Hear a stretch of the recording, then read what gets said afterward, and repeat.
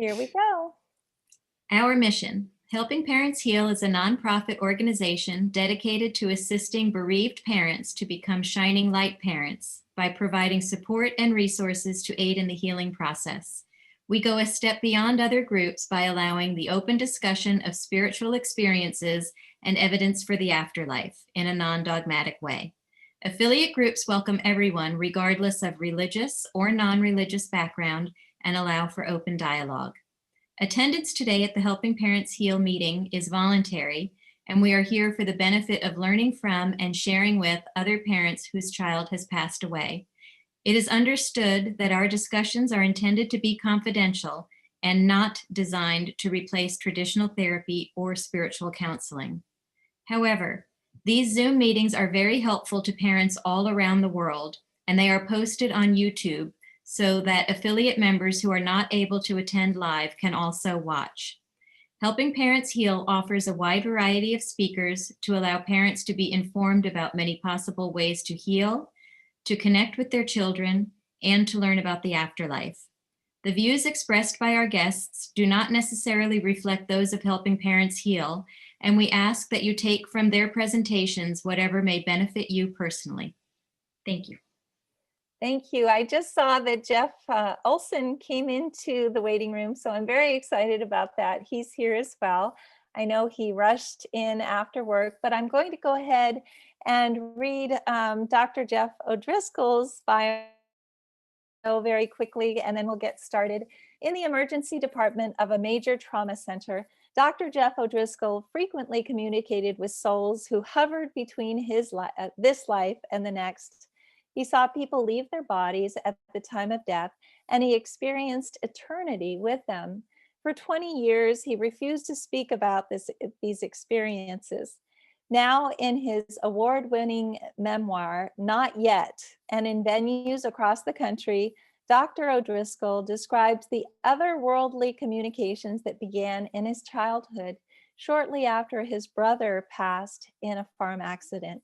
His empowering message honors the divinity in every soul. In addition to writing and speaking, Dr. O'Driscoll offers one-on-one spiritual mentoring to help others realize their spiritual gifts and find their own answers. He also paints and sculpts. Jeff married Sheila more than 33 years ago. They have 5 children and 5 grandchildren.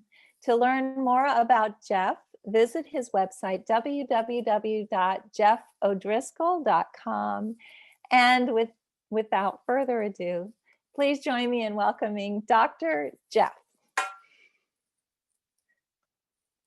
So you are muted, so I'm asking you to unmute. There we go. Thank you for that very gracious introduction. I'm so honored to be with all of you. And I'm glad to hear that Jeff.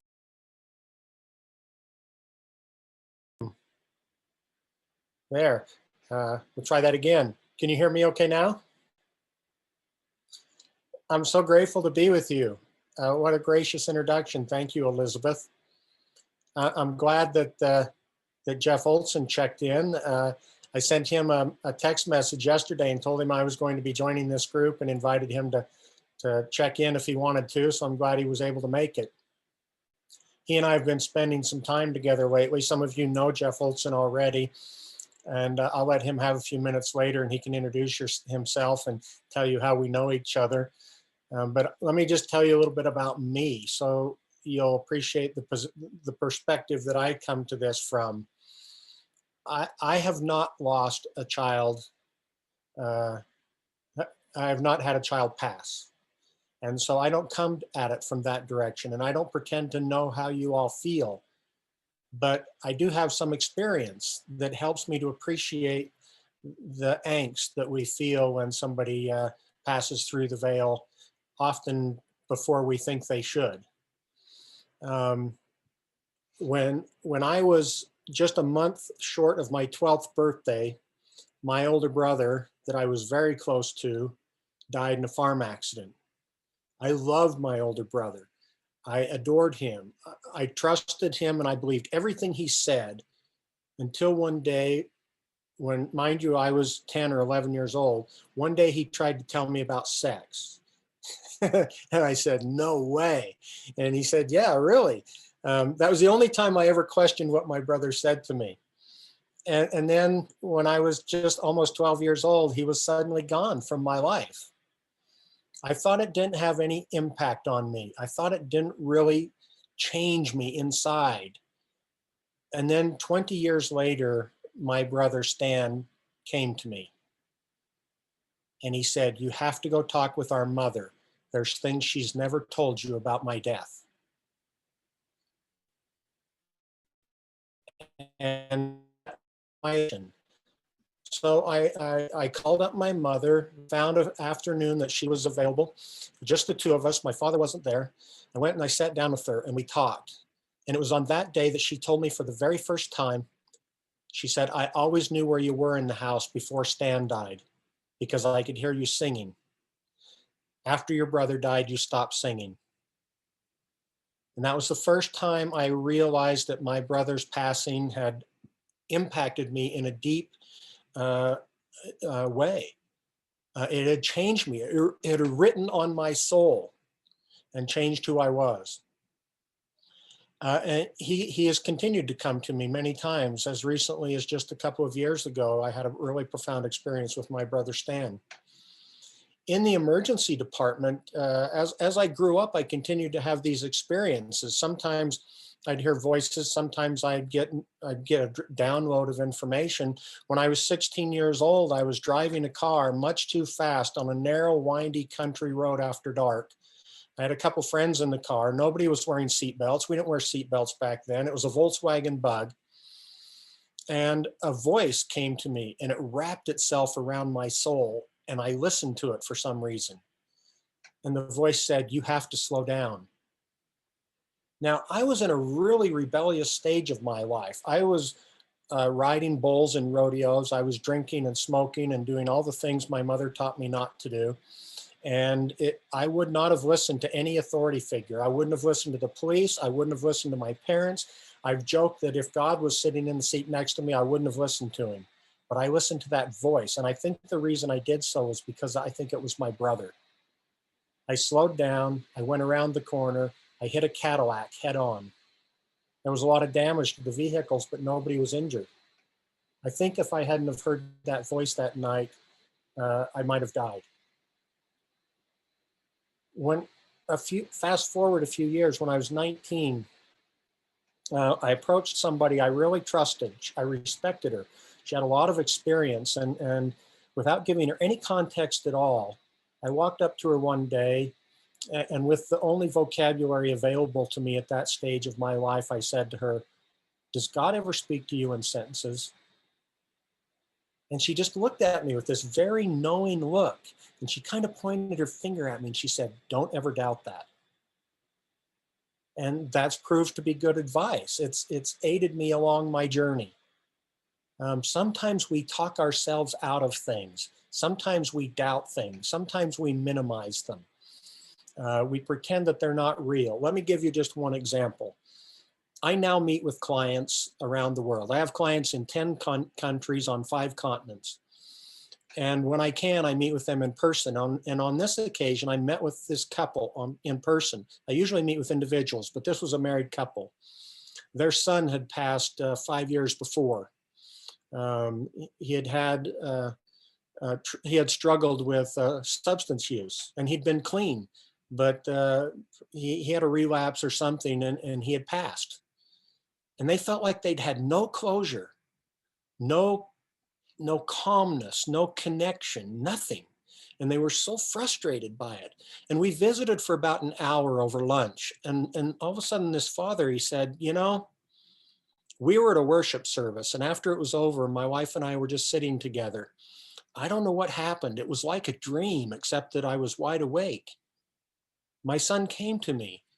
And we were in this beautiful, elaborate train station. And he took me over to the ticket counter and he bought a ticket. And he looked at me and he said, now I can go places I couldn't go before. And then this father started talking about something else entirely. I said, whoa, wait a minute. I said, if a complete stranger came to you and shared that experience, what would you call it? And he thought for a minute, and he was really reluctant. He was really hesitant to own it. And he said, uh, a vision? I said, okay, let me get this straight now. And I picked up this metaphorical mirror off the table and I pointed his own words back at him. And I said, so your son came to you in a vision and he told you he was okay. And he said, now he can go places he couldn't go before. And this father just started to weep because he realized, oh, that was real. That was my son. And for the first time, he owned it. So many people I know, so many parents who grieve the absence of their child have had profoundly spiritual experiences, and they've been afraid to give themselves permission to own them and accept them for what they are. I can tell you they're real.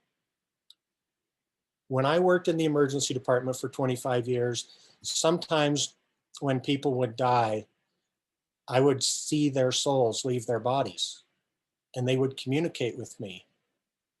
I know that physical death is not the end.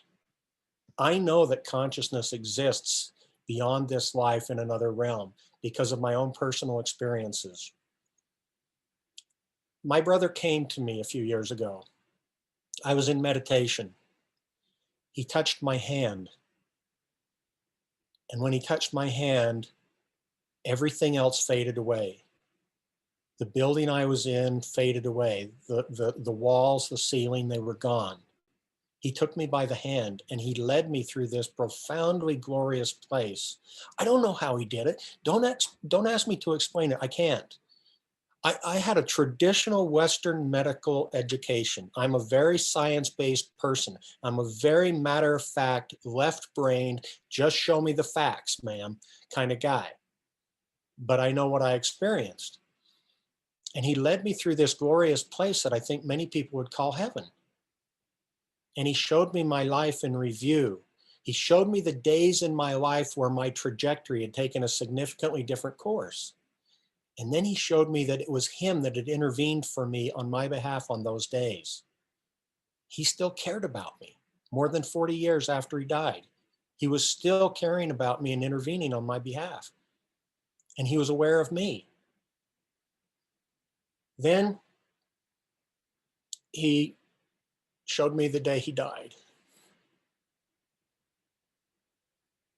But it wasn't from the perspective I had as a 12-year-old boy that I'd carried in my heart and in my head for all those years. He showed it to me from the perspective of my parents. And I experienced their grief and their pain and how deeply it had wounded them. And I experienced all of that vicariously with the help of my brother. Then my brother looked at me and he said, go tell them not to be sad anymore. Tell them I'm okay and I want them to be happy when they talk about me. So it took me a few months to work up the courage to go have that conversation with my parents.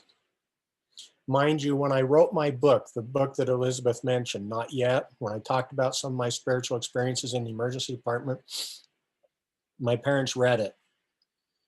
And they both asked me, how come we didn't know these things about you? So that's how closed mouth I am about some of my spiritual experiences. So working up the courage to go talk with them about my brother visiting me took some time. And I sat with my parents that day and I told them what happened. And I told them what Stan's message was to them, that he wanted them to be happy and not feel bad anymore. My father said something that I never knew. He told me, I was at home the day my brother died. He was working on a ranch at the other end of the county. And some of my mother's family, her sister and her brother-in-law and her father came to the house. And they asked, "Where's your mother?" And I said, "She's downstairs." They just turned and went downstairs with these solemn looks and closed the door behind them. And a few moments later, I heard this anguished cry from my mother that I can still hear in my mind. It was so painful. And the ecclesiastical leader of that area had driven the 20 miles to my father's workplace to tell him the news. And my father said he was at lunch. And when he came back from lunch, here's this man he recognized sitting in his office. And being the ecclesiastical guy that he was, my father had that news wasn't going to be good. And he asked him, he said, "What?" He said, "What's going on?" And the man said, "There's been an accident. Stan's hurt." And my father said, "How bad is it?" The man said, "He's dead." And this is the part I never knew. The first thing my father said was, my brother had gone to our father at the beginning of the summer, and he said, "I want a new pair of cowboy boots, Dad. They're $125, which was a lot of money back then. My father said, I don't have that kind of money. And my brother said, "It's okay. I got a job on another ranch at the other end of town, and I'm going to earn the money. I'll buy the cowboy boots. No big deal." So he was working on this other ranch when he had the farm accident, when he tipped the tractor over. And when this man sitting in my father's office said that my brother was dead, the first thing my father said was, "My son's dead for a pair of cowboy boots." He'd been carrying that grief and that guilt for over 40 years, that undeserved guilt. And I think my brother knew when I went to share that message he'd given me to tell my parents not to be sad anymore. I think he knew my father would share that experience. And when my father said those words, my brother gave me what to say. The real message he sent me there to tell them was, don't feel guilty anymore. It's not your fault. And it took such a burden off of my father. So I'm here to tell you, based on my experience, that our deceased loved ones still love us. They still care about us. They still intervene in our lives. They still communicate with us in many varied ways, depending on who we are. And nobody's communication is any more or less valid than anyone else's.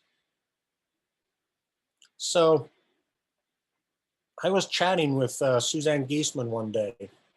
And I know you know who she is because I think Elizabeth said you had her on recently, right? So I was talking with Suzanne Giesman. We were at the International IONS meetings in Philadelphia a couple of years ago. And I told her, I says, "I think I might be a medium." And she laughed at me. And I said, "Do you think that maybe I should develop it?" And she just kind of, her eyes got big, and she was like, she said, "Yeah, the roof would come off if I honored that." And so I was stewing about this thing in my head for a couple of days, and I'm thinking, no, I'm not a medium. I've resisted that a great deal. And then a conference was breaking up. It was Sunday, as I recall. People were leaving. I was sitting alone on a couch in the lobby of the hotel. And this woman came up and sat next to me. Her name's Nell Rose. She's given me permission to share this, so I'm not violating any confidence. I didn't know her. I'd never met her before. She came over, and she was really timid. She said, "Can I talk with you for a few minutes?" I said, "Yeah, sure, sit down." And she proceeded to tell me that she'd had this impression the night before. A voice had come to her and said, "You need to talk with Jeff O'Driscoll." And she didn't know what about. She just knew she needed to talk to me. And she said, "Are you a medium?" And I was just about to to turn and say, no, of course not. And she goes, oh, of course you are. I just heard you talking about speaking with your deceased brother, because she'd heard me speak in the conference. So I have in my mind, I have Suzanne Giesemann chuckling about, of course you're a medium. And I'm saying, no, no, no, I'm not a medium.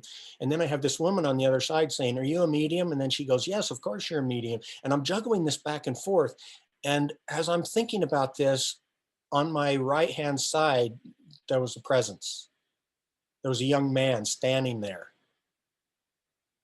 And he says, tell her not to feel guilty anymore. And I'm going, what? I can't tell her that. And besides, it sounded like an echo of my brother talking about my father, right? Tell her not to feel guilty anymore. Well, as she started to explain, she told me that she had a son, Jack, and he had died, he had passed of a brain tumor. And there was a medical misadventure, and she felt unfairly responsible for it. She felt really guilty about what had happened. And as she's telling me this, I just couldn't resist it. I finally looked at her and I said, Jack's right here. He told me to tell you not to feel guilty anymore. And it was the exact message that she needed at that moment. And then she understood why this voice had come to her and said, you have to speak with Jeff O'Driscoll. I didn't know anything about her. She said she'd tried to connect with me several times over the last 24 hours, but I'd been too busy to do it. And then she found me just sitting on the couch. So the thing that really connected it for me, that really resonated for me, when she told me his name was Jack, that's my father's name. That's the one my brother sent me to tell Jack not to feel guilty anymore. And now I have Jack saying the same thing to tell his mother. So I've had a lot of these kind of experiences, and I know they're real. And I know that some of you are suffering and some of you are helping others. And you're at all different stages of the process, and that's okay. If nobody's told you this yet, let me say it. What you're feeling is okay. What you're feeling is valid. Whether it's pain, sorrow, loneliness, anger, frustration, whatever you're feeling, it's okay. Don't let someone else tell you how to grieve. When my brother died, my mother found great comfort in going to the cemetery. She wanted to go every day. That's where she felt closest to her firstborn son, at the cemetery. My father loathed going to the cemetery. For him, it was a place of sorrow and sadness and blackness, and just a reminder that his firstborn son wasn't with us anymore in the family. That's how he felt. I didn't know this for 20 years. My mother told me this 20 years after the fact. My father got to the point where he dreaded coming home from work because he knew when he got home, Mom would want to go to the cemetery and he would have to go to be a supportive husband, even though he hated it and it hurt him inside. My parents separated. As many of you know, a lot of marriages don't survive the passing of a child. My parents were separated for about a year. Fortunately, they were able to work things out and come back together, but they were young. They didn't know about grieving. No, they didn't see any counselors. They didn't know that it was okay.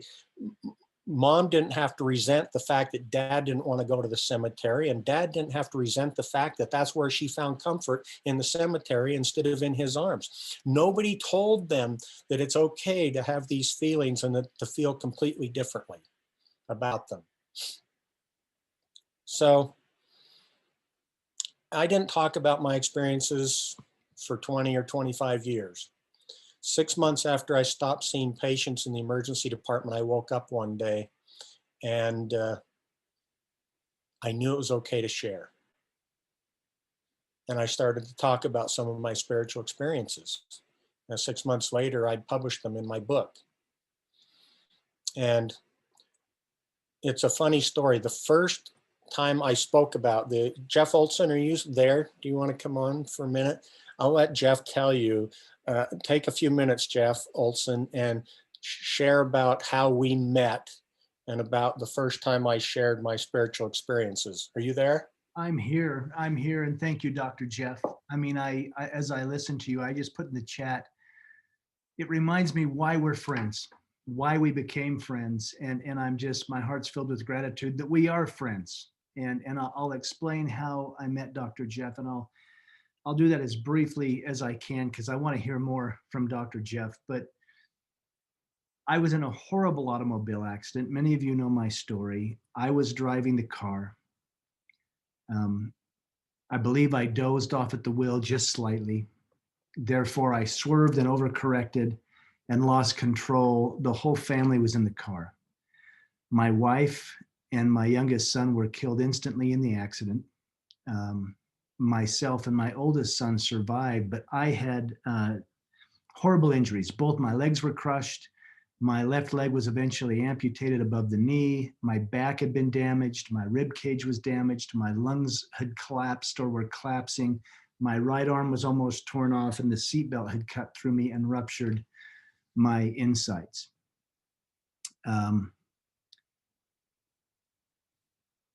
I left my body. And I share this simply because I know all of us have had loved ones pass. It was the most natural process, even though many would say I died a horrific, even violent death with all that had gone on. The passing was a beautiful thing. And as I left my body, I felt as if I was surrounded by light. And within that light was my wife, who I knew was deceased at the scene. Now, I don't go into detail there, but I knew what happened. I knew she was gone. I knew my baby son had been ejected from the car. I knew he was gone. It wasn't like that in this light. She was absolutely gorgeous and beautiful and very much alive. And we had a conversation. In fact, she was emphatic that I needed to come back. I had to go back. I couldn't come. We had a little boy, a 7-year-old boy in the backseat of that car. And here I was conversing spirit to spirit, much like we do face to face. And I made the choice to come back. In making that choice, I found myself in a hospital. I have no concept of time in that light in our conversation, but what I later found out is people arrived at the scene. They were able to see to Spencer, who was banged up a little bit, but basically walked away from the accident. I had to be extricated from the car. Because of the extent of my injuries, I was life flighted to the closest level 1 trauma center, which was in Salt Lake City, where Dr. Jeff was the attending level 1 emergency room physician. We had never met previous to that. I didn't know any of that. All I knew was I had crashed the car. I had said the most profound goodbye I'll ever say. And I found myself wandering around a hospital. And I was feeling everybody. I knew everything about them. I knew their love. I knew their hate. I knew their motivations. I knew their life. And I was feeling it in such a compassionate way as if they were me. I was connected. There was a oneness until I came to this body on the gurney that I didn't feel anything from, which I thought was strange. And that's when I realized I was looking at me, and I knew I was to get back in the body. Now, medically, I was never pronounced dead. But Dr. Jeff laughs and he said, you didn't have a near-death experience. You had a damn near dead experience, because he said you were close to death, but I was never pronounced dead. But the interesting thing is I was saying that profound goodbye to Tamara and choosing to come back and get in this broken down body and continue life.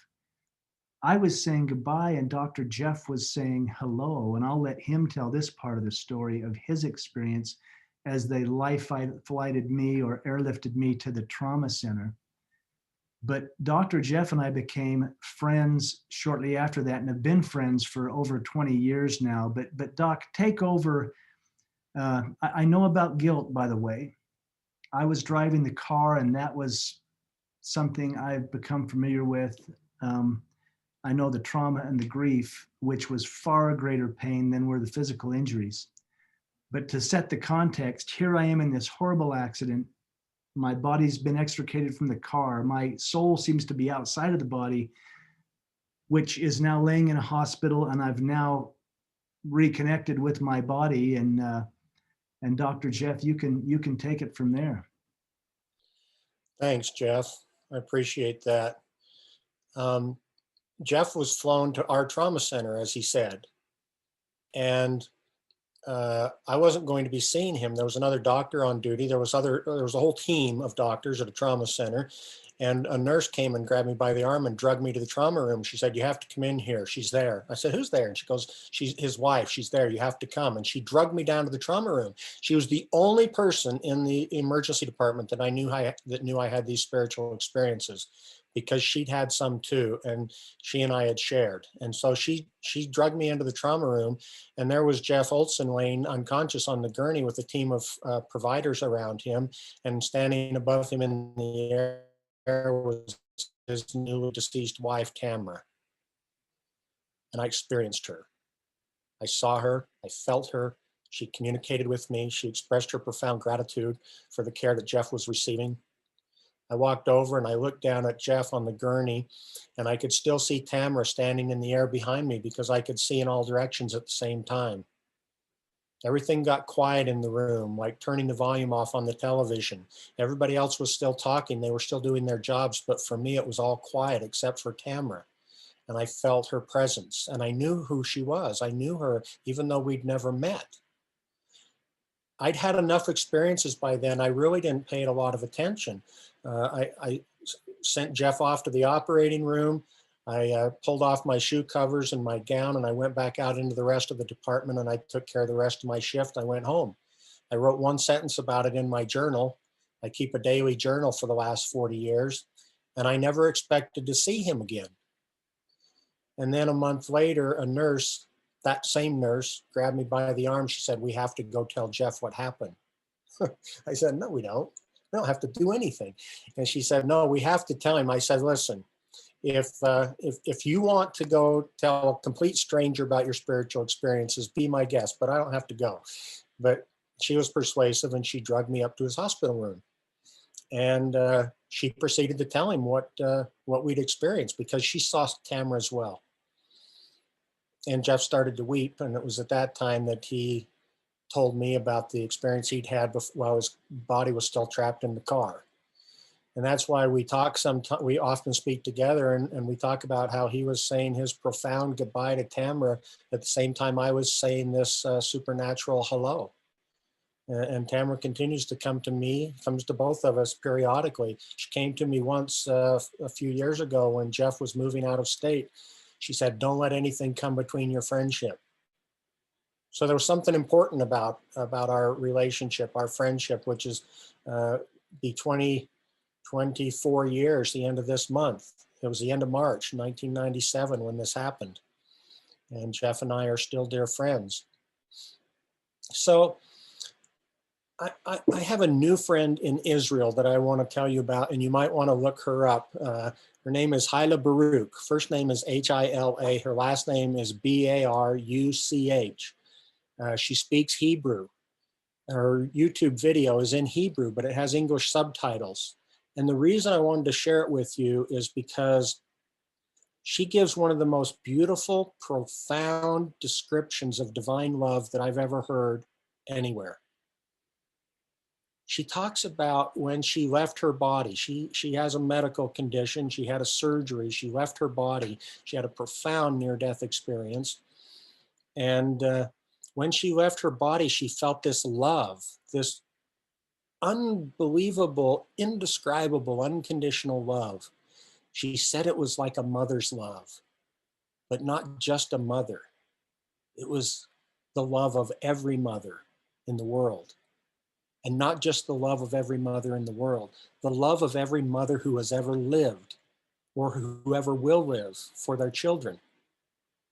And it was as if she said, you took that love and you put it in a container, and you took the essence of what love is, and then you concentrated it until you had this substance that represented this profound infinite love, and you injected it into your body. And that's what she felt. That's how she described it. And it was so powerful the way she talked about it. That's why I wanted to share with you about it. There are people all around us who have had profound experiences, who can help us. They can strengthen us. I really believe that we're here to strengthen one another. We're here to teach one another. We're here to experience love and to share love. My brother Stan had a middle initial. It was a K. It didn't have a period after it, and it didn't stand for anything. It was just the letter K, Stanton K. O'Driscoll.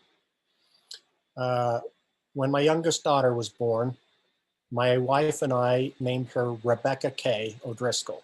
She has a K in the middle of her name. It doesn't have a period. It doesn't stand for anything. It's just a K. It's an homage to my older brother. 10 days ago, on not last Sunday, but the one before, my youngest daughter gave birth to a son. She named him Stan, and in honor of my older brother. I'm so grateful for these kind of reminders, you know, for the legacy that gets carried down to future generations. I know it's painful. I know it's hard sometimes. I know it rips our heart out sometimes. But when we stop and we feel, I'm grateful for the reminders that they still alive, that they still care about us. I don't know whether my friends Angela and Danny London made it on the call tonight, or Marie Sluda. These three people, they have angel children, Ethan and Sienna. And I got up at 2 a.m. a couple of weeks ago to support them when they launched the Helping Parents Heal affiliate in Australia and New Zealand. So honor to you guys for helping people.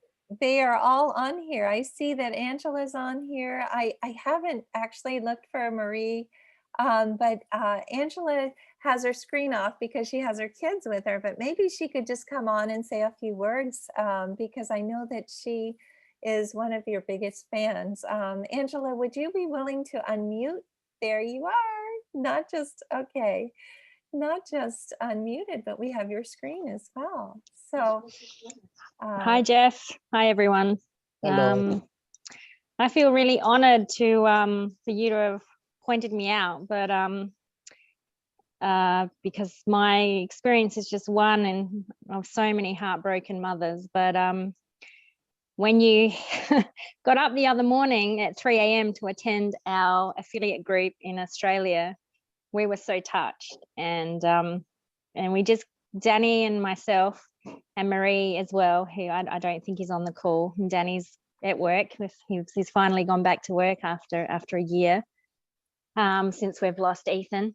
Yeah, we were so grateful, but we just straight that night talked about that call that you gave us in the early days, Jeff, and how you talked about my language and how we explain our experiences to other people.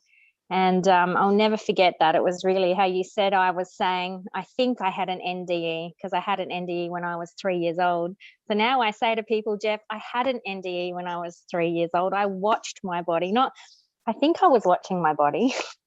So that language with how you describe your experiences, and when we're telling people about our signs from Ethan, which we get all the time, he's been with us a lot this week because sadly another boy in our community died on Sunday night in a car accident, and it just so happens to be where Gemtree, my middle child, works, in an Indian restaurant. Their son passed away tragically, and same age as Ethan, and Ethan has been here all week.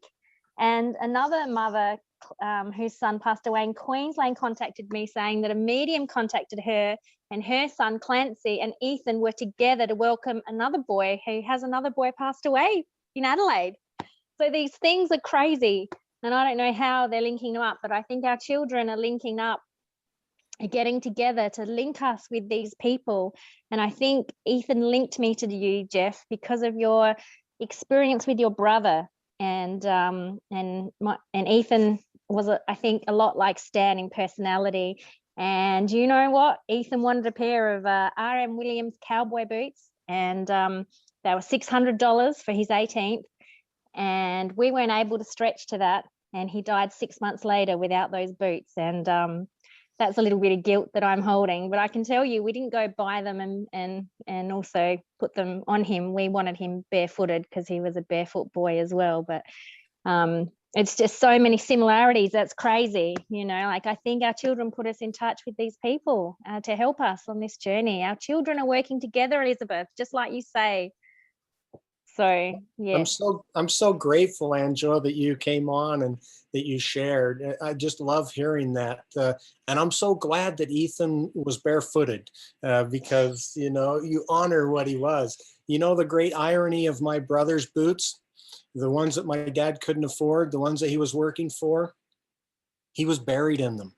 My parents went and bought the boots after he died and put them on him, and he was buried in the boots. So great irony of ironies. So my mother last week bought this tiny little pair of cowboy boots for her new great grandson Stan to wear. So thank you so much, Angela, for coming and sharing. Yes, thank you so much. I'm so glad you're on here. And this is wonderful. I absolutely love the fact that Ethan also was trying to save up for those boots. A little more expensive these days than back when Stan was trying to buy them, but it really is meaningful, and there are no coincidences. Well, Elizabeth, you mentioned that you often like to leave time for questions, and I'm open for all questions. And I know Jeff Olsen would be happy to take questions. And if any of you haven't read Jeff's book, Knowing, it's a great read, and it's something well worth giving a look at. And if any of you have questions, I'll leave it to you, Elizabeth, to moderate things. We mostly have people who are just so appreciative of both of you speaking. It's having both of you on here is always so healing for all of the parents. But let me just, I didn't ask for questions at the beginning, so I'm hoping that we're going to while you're looking for questions, I'll have to tell you this. It's a wonder that either Jeff Olsen or I made it into adulthood, because we went for a ride 2 weeks ago. Jeff took me up to Wellsburg and Charleston, where he grew up, his childhood stomping grounds. He showed me the house he grew up in. And we talked about hauling hay and rodeoing and throwing manure at our brothers and fist fights. And it's a wonder either of us made it to adulthood. It was just a lot of fun to hang out together. We had a great ride. I'm going to chime in, Doc, because I want to point something out. And Elizabeth, you said it. There's no coincidence. I think of the absolute miracle that our nurse friend, number one, drug you to the operating room where I was being worked on. But probably the biggest miracle is that she talked you into coming and telling me what you had experienced. You didn't know me from Adam. I didn't know you from Adam. You walked in the room, and I mean, you can imagine, I'm not talking about my experience. I've told a few of my closest family members about it, like my brother and my mom, that's it. And here comes a clinician, a doctor, a doctor team, both a nurse and a doctor, saying, hey, we had this profound experience in the operating room. And there was so much trust. I knew I could reach out to this doctor person that I didn't know, but based on his vulnerability to open up and say to me, we had an experience, I knew I could tell him what I had experienced. And it just opened the door. I mean, reach out to Dr. Jeff. If you want a friend who gets it and who can work with you and work through guilt and work through grief, this is what we did. The whole first year of our relationship was this incredible doctor that would even come to my house after I got out of the hospital to visit and see how I was, or he might leave a book on the porch. I would come home in a wheelchair, and I thought, gosh, who's left this? But it was uncanny of when that would happen. I know Tamara went into that operating room, and I know she communicated with Dr. Jeff, because somehow in her cosmic vision of the other side, she knew how badly I was going to need a friend that was safe that I could trust, that I could talk to, but that also was credible so that I wouldn't feel like I was crazy. And even today, this continues. Now we drive to Walsburg and laugh about our childhood, escapades in small town country USA. But Doc, I just wanted to thank you for being my friend and for all the years you've spent mentoring, looking out for, and keeping me clear in this world. It's been an honor. Jeff told me just a couple of years ago, I think it was when I was writing the book actually, or after I'd written the book, it was the first time he told me that first visit when I came to him outside the hospital, he trusted me because I had on cowboy boots and blue jeans and a bull riding belt buckle. So he thought he could trust me. Little did he know. You guys are both rodeo riders too. And I wanted to just let you know, first of all, I would love for you to tell people about what it was like being an emergency room doctor, seeing these people who were transitioning or who were coming back, and maybe not being able to talk to the families about this. I don't know if you spoke to very many of the parents about this. I have to make sure that everybody's muted. But was it something that you were able to talk to other people about, or was Jeff the only one that you were able to approach and talk to about this? I didn't talk to very many people about it, but I had experiences that I can share here that are meaningful. I walked into the ER one day and I walked over to log on to the computer to start my shift, and I became aware of a spiritual presence over my shoulder. I'd had enough experience by then. I knew what it was. It was the woman who was being resuscitated around the corner in the next room. And she asked me for help. I stopped what I was doing. I went into the room. I was in my scrubs and I was starting the shift. So everybody knew me. It wasn't unusual for me to be in the room. Nobody paid any attention to me. The doctor in charge kept running the team, telling them what to do. And I just quietly walked over and rested my hand on the woman's leg. She was unconscious. She was intubated. They were actually doing chest compressions. And when I touched her leg, she said, "Is it okay for me to leave?" And I thought, why are you asking me? And as I'm thinking this, something comes to me from some eternal place. And I said to her telepathically, of course, I never opened my mouth. I said, if you think it's time for you to go and you feel right about it, I think it's probably okay. And as I communicated that, she rose up out of her body and she stood in the air above the gurney. And she filled me with light and glory. She had a bit of a smile. She had a human form, but she appeared to be about half the age of the body she'd just come out of. She was so happy. She was so full of love and light. And she thanked me profusely. And then she left. Oh. And I went back out and logged onto the computer and started my shift. Oh. I know from multiple experiences, they are happy. They are grateful. They are filled with love, and they want us to be happy. That's my experience over and over again. That was my experience with Tamara. It's my experience on this occasion and other occasions as well. They are happy. They want us to be happy. They're filled with love. That's beautiful. And then for Jeff Olsen, maybe you could tell a little bit about coming back into your own body. And I know Dr. Mary Neal had the same kind of experience. It wasn't quite as easy as being over there, right? Could you just say something? I would be happy to. It was incredibly difficult. It was incredibly difficult to come back in the body, not only physically, it felt so heavy. It was like wearing a lead, a lead suit. It was really heavy. But then the emotional pain, the trauma of all of that, the guilt, the feelings, I seem to be free of that out of the body. But in the body, it all came back in a very, very heavy way. Now, the beautiful thing is I continued to have experiences in the hospital. Our loved ones, in fact, I was just writing to Lana in the chat, our loved ones never really leave us. It feels like they're gone. It feels, where's those arms that held me?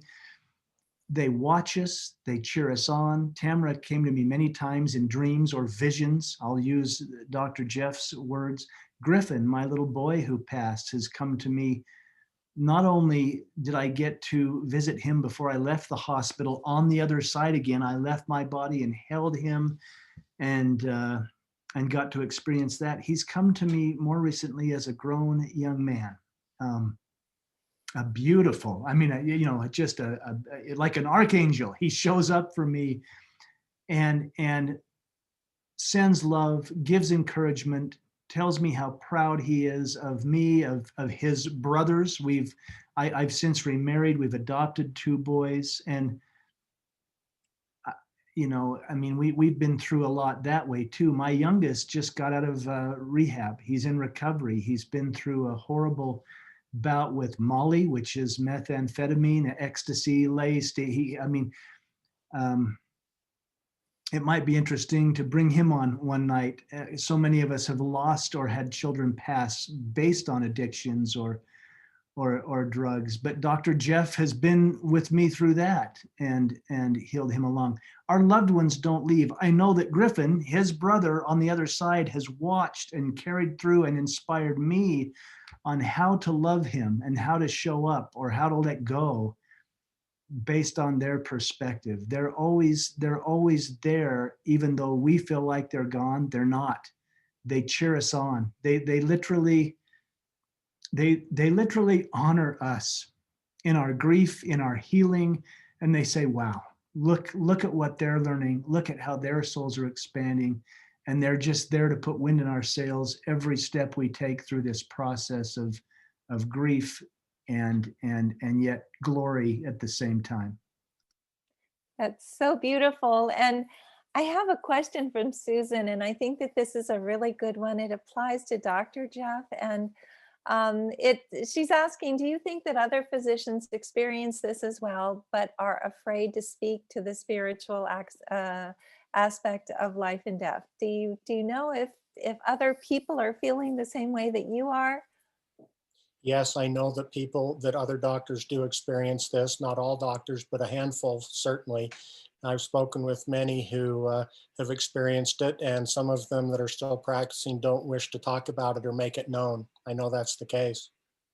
Well, I know that there are also emergency room nurses, like we have an affiliate leader named Louise Christ who had gotten in touch with you because she has these experiences. And when she heard you speaking about this several months back, it was so wonderful. It resonated with her because it's hard to know what to do about this. So anyway, I just want to tell you that everyone is saying how comforting the 2 of you are. Dixie's saying what a special man, caring and empathic, as well as, let's see, I love hearing that that hearing our children is natural and normal, which is something that of course it is. And you guys are making people understand that that is something that they can do. Galen is saying, I've heard you both speak a couple of times, and because of your extraordinary stories and way in which you present to us, I keep listening. Your extended love is infectious. Thank you. As well as, Jeff is saying, thank you for having me. And please do visit www.jeffodriscoll.com. His book, Not Yet, is incredible. It's on our website. Jeffrey Olsen's book, Knowing, Carol Allen did a book club with him and talked about the book as well. Jamie saying, this is so comforting, as well as, so we're going to have to check out Sheila Baruch. Is that right? Is that how it's pronounced? That's the person I mentioned earlier, Sheila Baruch. She lives in Israel and has that NDE and a YouTube video of it. Which is wonderful. Anna Molina saying, totally uplifting. I love this presentation. Thank you. Sherry is saying, amazing. Thanks for sharing. My son overdosed 10 months ago. I would love to hear her son speak. So what I would really like to do is, we have about 5 minutes left. could you both give us just a little bit of tips about how to move forward and maybe improve our connection with our kids on the other side, starting with Dr. Jeff, if you'd like to just give us some thoughts about that. That's a challenge because it's, in my experience, different for everyone. How we experience our loved ones that have passed is different for everyone. For some, it's a sign they get, a butterfly or a light or an orb or something. For others, they feel their presence closely. For some, it's a voice, and some even see. And so I guess if there's one universal thing that I would say is to be open to it. Open your heart, open your mind, be believing. Find an opportunity to be in a quiet place, in a peaceful place, someplace that gives you calm, and just be open to it. And when it happens, be open to the feelings. You might not see something, you might not hear it, but you will feel it. Spirit communication is often through feelings, and it's through knowing, not as much through seeing and hearing as we depend upon in the physical. And when it happens, don't doubt it. Use positive, affirmative language to describe what you experience, and own it and accept it. And you'll grow from it going forward. I love that. I love owning it. That's one of the most important things about this journey, is not laughing it off, not telling people who might be negative in their responses, sharing it with people in this group, people who you know and you trust, and being able to have their input about this as well. And thank you, Dr. Jeff. What about you, Jeff? Yes, I'll be brief, but gosh, remember this. I have come to one grand conclusion, and that is grief may be the most magnificent expression of love that we know in our human existence. And it's okay to grieve because we love. We hurt because we love them, and we still love them. And so you don't get over it. You might get used to it. Also, for me, go out and do something for somebody else. I mean, when I was so stuck in my grief, and I don't think that I had these incredible experiences and I was okay. I grieved miserably for 10 years. That might not be good news for some of you, but it took me a decade to really work through it. Go do something for somebody else. Go find someone to serve, someone to help, someone to assist, somebody to love. And that was one thing that got me through, and also connected me to those angels. And I call them angels. They don't ever leave. They just become guardian angels in this realm, and embrace that, as Dr. Jeff said. That's beautiful. And we have so many really wonderful comments talking about, thank you. Now I walk with more confidence, knowing that, yes, my boys are talking to me. Thank you for being you, both of you. Love, love, love. Thank you. You were both so helpful. Susan is saying, Jeff, I would love to hear your son speak. My son, Sebi, died 14 months, I guess, passed 14 months ago of an overdose as well. Lana is saying, thank you so much. I already feel my heart being a little lighter tonight. My daughter passed by suicide, and I felt so guilty, but it's wonderful that you both have said that you need to let that guilt go. That's such an important part of the healing process as well. Helen is saying, thank you. This was the best presentation. Maggie is saying, thank you so much. It is beautiful to have permission to grieve, as I need to. And Krista is saying, thank you both. Thank you both for being here. I just truly appreciate it. It's always wonderful to have you here. And we're going to have you here many, many more times if you guys are willing to do this. Elizabeth, And anytime. And I'm speaking for myself, but I trust I can speak for the beautiful group you bring, where there's a safe place for us to heal. Thank you for what you do. You bring so much light into this world. by being you and by standing in a place of love for all of us to gather, to be safe, to love each other, to heal each other. You're amazing. Just wanted to send that your way. Thank We think we're all working on the same thing. We're all just holding each other's hands and walking each other home. And I am so grateful to be your friend, as well, Dr. Jeff, to be able to know these two amazing souls. I'm so grateful to Angela for speaking this evening as well. Thank you for doing that. Thank you, Kathy, for reading the mission statement. And we're going to make sure that everyone can unmute themselves and say goodbye and good night. And thank you. both Dr. Jeff and Jeff. Good night. Thank you very much. Thank you. Thank you. So much. Thank you so much, Everybody. guys. Thank Lighten you. up. Thank you. Thank you. Muchas gracias. Good night. Muchas Good gracias. night. Bello. Thanks, Jeff. Hermoso.